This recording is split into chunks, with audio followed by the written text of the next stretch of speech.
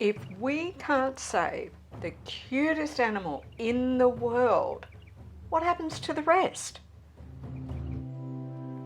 Hey YouTube, well, this is the first video that I've been able to put together since the floods and my illness. This is the video that I had prepared ready to create this video with before the floods hit in February. So it's a bit of a February roundup and it's a start. Hey, are you one of the 60% watching this video that haven't subscribed yet? Fix that right now. Hit that button. I would like to acknowledge the Widjabul people of the Bundjalung Nation, which is where I live, work and play, and I pay my respects to their elders past, present and emerging.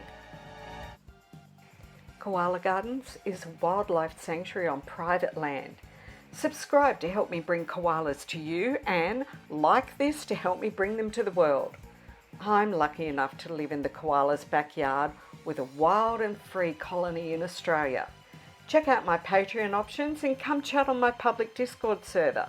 I'm Katrina and I'm passionate about saving koalas. This video is not going to be structured quite the way I normally do because, to be honest, I'm running on about 20% steam until I can get all of these health issues that resulted from the flood resolved. Just listen to these birds.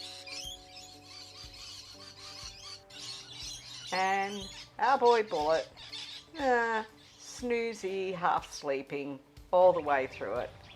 Situation normal. A little bit of insect life for you. This is our native lesser wanderer. So the monarch butterfly is called the greater wanderer. This one is a cousin, and as you probably know from videos I've done, I also have the monarch butterfly here.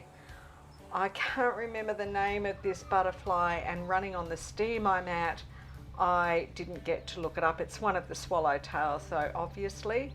And a caterpillar having an absolutely fantastic munchy lunch on a grevillea flower. Now I came along one morning and just look at the insects teeming, because even before the flood rain started we have been having wet weather and the insects just love it, and I had to go through them. Probably most people anywhere around the world know what paper wasps look like.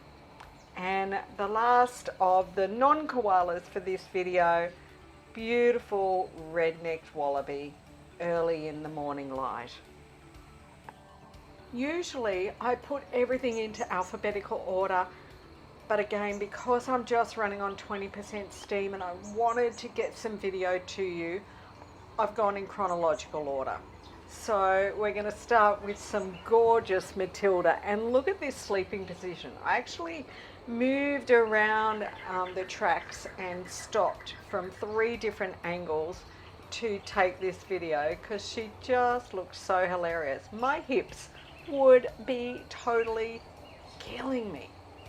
You can see that she's nice and dry, and yet only a day or two later, whew, one wet, soggy Miss Matilda.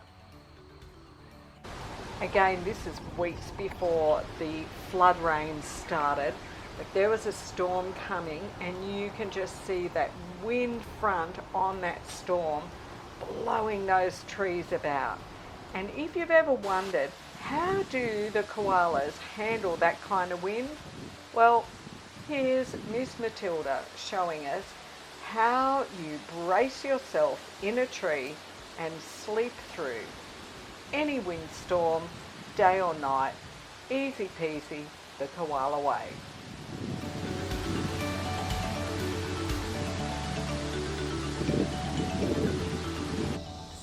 Some more gorgeous Miss Matilda. She looks much more comfortable and stable in that particular tree spot, I do admit. A lot of the times that we're seeing her in these trees, these are flooded gums, and she does particularly like the flooded gums over in Area 11. Looks pretty cozy to me too. We all know that face and nose pattern. Good on you, Bullet. He's bundled up, tucked in, sleeping it through. And yet he's in a small tree here. Next day he's high up in one of the big trees, and this is one of his favourite spots and sleeping positions. You can see just how high up the koalas often are, which means it can be quite tricky for me to identify them at times. I did finally manage to identify that is Miss Ellie. And you know, there's really nothing better than being in the kitchen or on the front veranda of my house and being able to just watch a koala happily eating away in their primary food trees. Mind you, it's just as good to see them sleeping like a koala in those beautiful food trees. I just love that ball-shaped Bullet makes, don't you? He sure knows his way around the property, and he always knows which trees he wants. You can see he's just outside the kindy here at the moment in the plantation. And after a good feed, you just curl up, have a scratch, and get some good sleeping in. And there's nothing quite like peeking through the wattles to see Miss Ellie in one of her favourite forest red gum trees. You can see, however, I really have to have my koala eyes on when I'm out spotting each day. Anyone know who that one is? Yeah, that's Bullet, snoozing away in one of his favourite tallow woods. He's in the same tallow wood, but in a different spot this time. And the beautiful Hugo, that great big round shape. Just look at him, perfectly wedged into the tree there, way up high where we want koalas to be. I often notice that Matilda likes using that way of kind of leaning back and bracing her feet against the trunk of the tree. It seems to be one of her more favourite sleeping positions.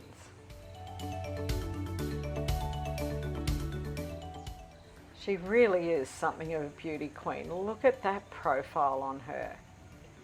And way up high in Area 11, once again, looking down on me like a beautiful queen that she is.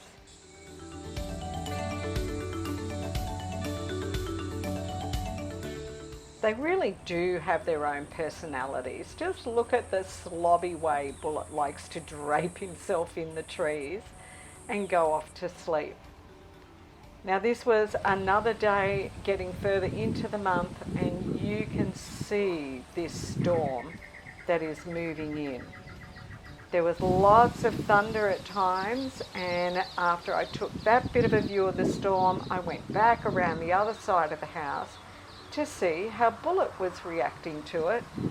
And as you can see, he was basically taking no notice, just stretching out, staying comfy in one of the spots that he often sleeps in, as though he knew there was absolutely nothing to worry about.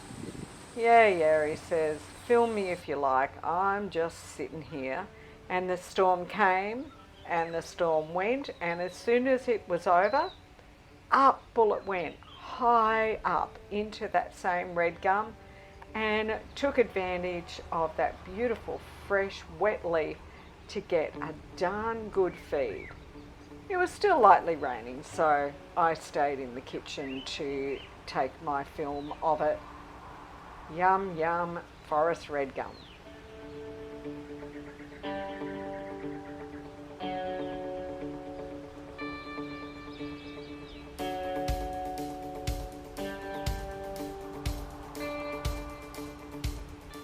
And Miss Ellie was back again, Just look at that gorgeous way she's propped in that tree. Almost looks like she's playing a air oboe, doesn't it? Not so much an air guitar, it looks like a really big instrument that she's holding on to and giving a little strum in her sleep. And more cuddled up Bullet. Ah, the life of the koala. When they've got a full belly, nothing in the world seems to really faze them.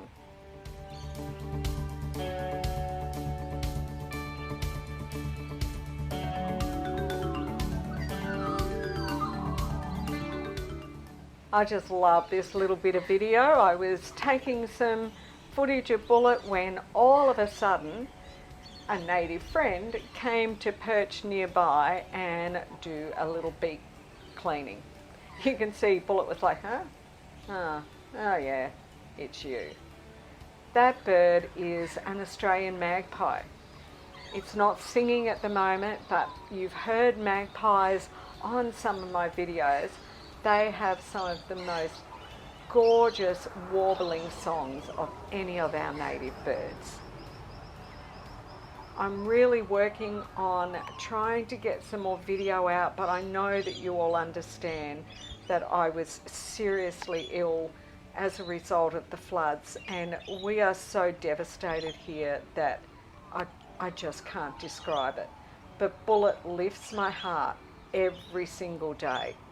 So would you write in the comments below, love these koalas? I promise there's more video coming soon. Thanks for watching. Thanks for visiting Koala Gardens. Did you hit the like button? Now before you go, there's lots more great video to see, and make sure you've subscribed and hit that notification bell.